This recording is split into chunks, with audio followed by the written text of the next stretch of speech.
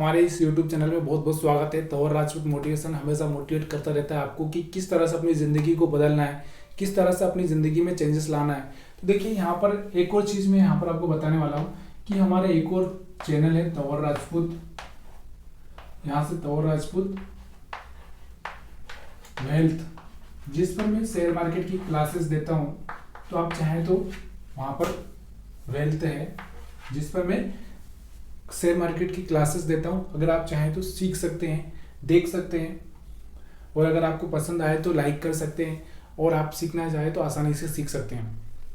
तो ये तो हो गया कि हमारा एक और जो चैनल है तंवर राजपूत वेल्थ, आप वहाँ जाकर आप कुछ सीख सकते हैं। अब मैं यहाँ पर आपको शेयर मार्केट क्यों बता रहा हूँ, शेयर मार्केट के पीछे का रीज़न क्या है। देखिए शेयर मार्केट क्या होता है, सबसे पहले इस बात को समझना बहुत ज़रूरी है। आज के ज़माने में जो सबसे पॉपुलर चीज़ है वो शेयर मार्केट है। शेयर मार्केट में क्या होता है कि अगर आपका पैसा है तो एक महीने में आपका पैसा डबल हो सकता है। डबल हो सकता है, एक महीने में आपका पैसा डबल हो सकता है। यही पैसा अगर बैंक में आप डालते हो, ये पैसा बैंक में डबल होने में आपको कितना टाइम लगेगा पता है? आपको यहाँ से 9 से 10 साल लगेगा। बैंक में पैसा डबल होने में 9 से 10 साल लगेगा। अगर आप 72 का रूल जानते हो, 72 का रूल समझ रहे हो आप? 72 यानी कि अगर आपको 7% या 8% यहाँ से अगर मिल जाता है तो 9 साल लगता है, और जबकि 8% कोई देता नहीं है आजकल। कोई बैंक भी 8% एफडी पर ब्याज नहीं देता है, तो 9 साल लगता है आपको। यहाँ 9 से 10 साल लग ही जाता है आपका पैसा डबल होने में। और यही शेयर मार्केट आपको एक साल में नहीं, सिर्फ एक महीने में डबल बना के दे सकता है, अगर आपके पास अच्छा सा ज्ञान है तो। अदरवाइज ये आपका पैसा एक डूब भी सकता है, डूब भी सकता है। देखिए ये शेयर मार्केट होता है क्या एक्चुअली, ये बात समझने की कोशिश करना। ये एक प्रोबेबिलिटी का गेम है, और जिसमें ये प्रोबेबिलिटी समझ में आ गई वो इस शेयर मार्केट से पैसा कमा सकता है। यहाँ पर अभी और भी मैं बहुत सारी चीज़ें आपको समझाने की कोशिश करूँगा। शेयर मार्केट के बारे में जो आपका जो दिमाग है, जो आप सोच रखे हो, वो खत्म हो जाएगा। अभी यहाँ से बात करता हूँ मैं रतन टाटा। रतन टाटा की अगर बात करूँ मैं, तो ये रतन टाटा का कोई बिजनेस है। मान लीजिए कि हम लोग जो टाटा नमक यूज करते हैं वो नमक का ही बिजनेस उनका है। अब आपको क्या लगता है कि टाटा जी का ये नमक का बिजनेस बंद हो जाएगा? लगता है आपको? अगर आपको लगता है कि क्या ये रिलायंस मार्केट है, ये जो रिलायंस मॉल है, या रिलायंस के जो कपड़े हैं, या रिलायंस की और भी जो चीज़ें आ रही है वो बंद हो जाएगी, लगता है आपको? नहीं लगेगा। अगर मैं ये कह दूं कि आपको बुखार आ रहा है, बुखार आ रहा है, बुखार की दवाई बनना बंद हो जाएगी, क्या आने वाले टाइम में बुखार नहीं आएगा लोगों को? बता सकते हैं आप? क्या जो आज आप गैस यूज कर रहे हो वो गैस आने वाले टाइम में आप गैस यूज नहीं करोगे? या फिर और भी अगर बहुत सारी ऐसी चीज़ें हैं जो हमारी ज़रूरत है, जूते, क्या हम आने वाले टाइम में अपने जूते नहीं पहनेंगे? हम बिना जूते के रहेंगे? या ऐसा कोई सिस्टम आ जाएगा जो खाली हमको जूते पहनने की ज़रूरत ही ना पड़ेगी? तो ये सारी सारी चीज़ें हैं। हम जूते, नमक खाना बंद नहीं कर सकते कभी भी। जितनी पॉपुलेशन बढ़ेगी उतना ही नमक का खर्चा बढ़ेगा, जितने लोग बीमार होंगे उतना ही दवाइयाँ बिकेगी। तो ये सब चीज़ें ना बंद होने वाली नहीं है। तो अगर आप चाहते हैं कि आपको बिजनेस नहीं करना आता, आपको बिजनेस करना नहीं आता, मान लो आपको बिजनेस करना नहीं आता, तो आप क्या कर सकते हैं? टाटा जी का जो बिजनेस है, टाटा जी का जो बिजनेस है, ये अंबानी जी का जो बिजनेस है, या अडानी जी का जो बिजनेस है,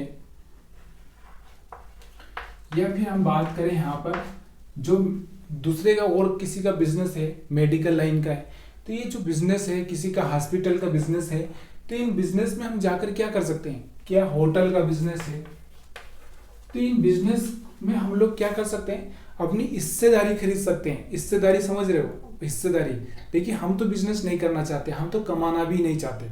हम क्या चाहते हैं कि भाई हमको, हमसे पैसा ले ले और तू हमको कमा के दे, तू तेरा काम जान, मेरे को बस मेरी बचत आ जानी चाहिए, मेरे को वहाँ पे हिस्सा मिल जाए। अगर कोई आपका दोस्त है ये कहे कि यार मैं ये बिजनेस कर रहा हूँ, अगर तू चाहे तो अपना 50-50 पार्टनरशिप कर लेते हैं, सारा काम मैं ही करूँगा, खाली तू तो पैसा लगा, तो आप तैयार हो सकते हैं। जब यहाँ पर इतने बड़े बड़े एक्सपर्ट बैठे हैं, इनके साथ आप तैयार नहीं हो रहे। क्यों नहीं हो रहे? क्योंकि यहाँ से आपके शेयर मार्केट का मतलब यही हो गया कि आप इंट्राडे ट्रेडिंग करो, इंट्राडे ट्रेडिंग करो और यहाँ से ऑप्शन खेलो और यहाँ से लॉस कर लो। यही आपके दिमाग में चलता है। ये नहीं है भाई, रियल बिजनेस यही है। अगर आप देखोगे यहाँ से, अगर आप देखोगे तो एक गवर्नमेंट बैंक है, मान लो एक कोई गवर्नमेंट बैंक है XYZ में, जो भी, यहाँ कोई गवर्नमेंट बैंक का नाम नहीं बोलूंगा, उसका स्टॉक उसकी 10 साल, आज से 10 साल पहले 100 रुपए का था, आज वो 1000 रुपए का हो गया। अगर आपने कल हिस्सेदारी कमाई होती, यहाँ से आपने 100 रुपए लगाए होते, तो आज आपके जो पैसे हो गए 10 साल बाद क्या हो गए, 10 गुना हो चुके होते। और यहाँ से बैंक में अगर आपने पैसे डाले होते FD में, तो वो पैसा कितना होता, वो पैसा सिर्फ डबल ही होता। यहाँ से आपके 200 ही होते और यहाँ से आपके पैसे क्या हो गए, 1000 हो गए। या किसी आपने फार्मा कंपनी में, बुखार वाली दवाई गोली वाली कंपनी, कोई अच्छी कंपनी, उसमें लगाया होता, तो यहाँ से भी आपका पैसा डबल हो चुका होता। सॉरी, यहाँ पे भी 10 गुना हो चुका होता। या और किसी कंपनी में लगाया होते तो यहाँ से पैसा इतना बन चुका होगा। क्योंकि हम बिजनेस को शामिल होना चाहिए, हमको ट्रेडिंग नहीं देखना है। हम क्या नहीं देखना है, हमको ट्रेडिंग नहीं देखना है भाई। अगर आप किसी का बिजनेस में हिस्सेदारी खरीद रहे हो, अपने दोस्त के बिजनेस में हिस्सेदारी खरीदने के लिए आप तैयार हो गए, जबकि दोस्त को ना ये पता नहीं है कि ये चीजें होगी कैसे, और आप उसके साथ शामिल हो रहे हैं। लेकिन यहाँ पे टाटा जैसा आदमी बैठा हुआ है, अंबानी जैसा आदमी बैठा हुआ है, यहाँ अडानी जैसा आदमी बैठा हुआ है, कि वहाँ पर आपको भरोसा नहीं है, क्योंकि ये पैसे खा जाएंगे, लेकिन आपका दोस्त आपको पैसे बना के दे देगा। तो एक चीज हम लोग सबसे बड़ी गलतियां करते हैं कि हम लोग, जो हमारे से छोटा है वो आदमी हमको सलाह देता है, हमसे जो छोटा है वो आदमी हमको क्या देता है, सलाह देता है। तो हमको सलाह अच्छी लगती है। हमसे छोटा है मतलब हमारे बराबर का है या हमारे थोड़ा सा आगे पीछे हो सकता है, तो वो सलाह देता है तो हमको अच्छी लगती है।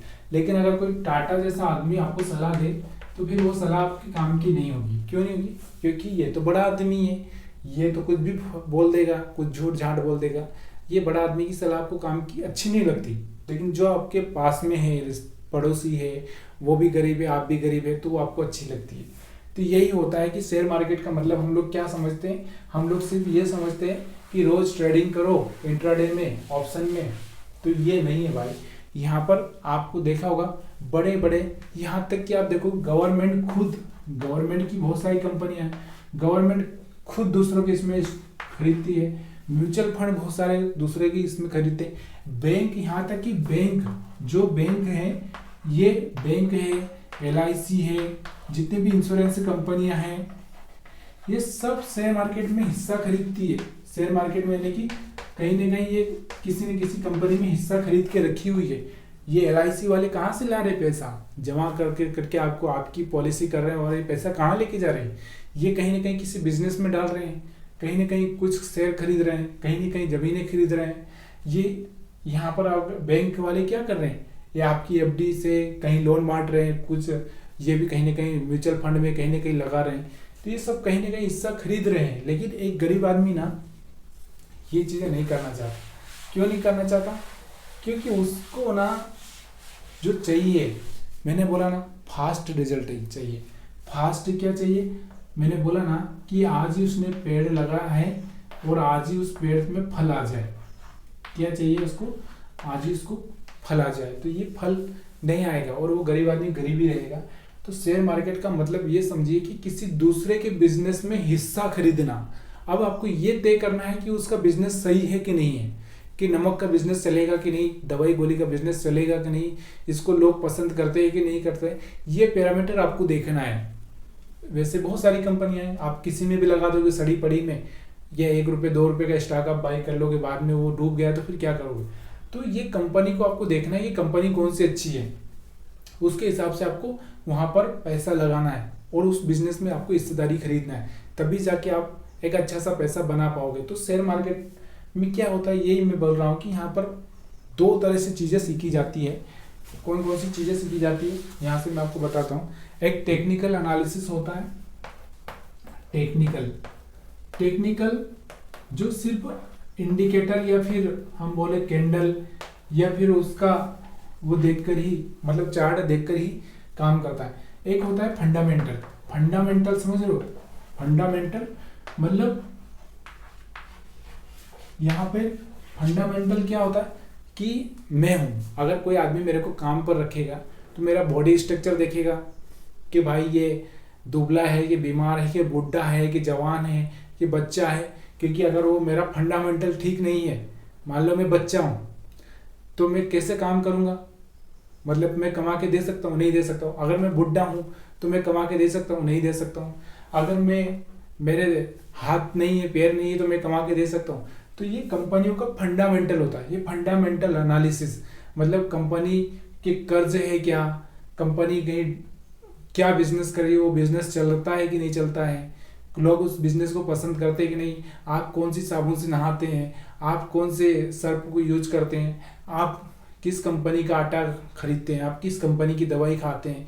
ये सारी सारी चीज़ें देखनी पड़ती है कि वो अच्छी है या नहीं। जब अच्छी होगी तो आप उस चीज़ को उसमें इस तारीख खरीद सकते हैं। तो इस तरह से फंडामेंटल एनालिसिस होता है। तो यहाँ पर मैं थोड़ा थोड़ा आपको शेयर मार्केट भी सिखाता रहूँगा, ताकि आपको बिल्कुल क्लियर हो जाए, आप शेयर मार्केट से आपको डर ना लगने लगे। और ये वीडियो अगर पसंद आ रहा हो तो प्लीज़ यार लाइक करिए, शेयर करिए, और हमारे उस चैनल पर ज़रूर चेक करिए, तंवर राजपूत वेल्थ।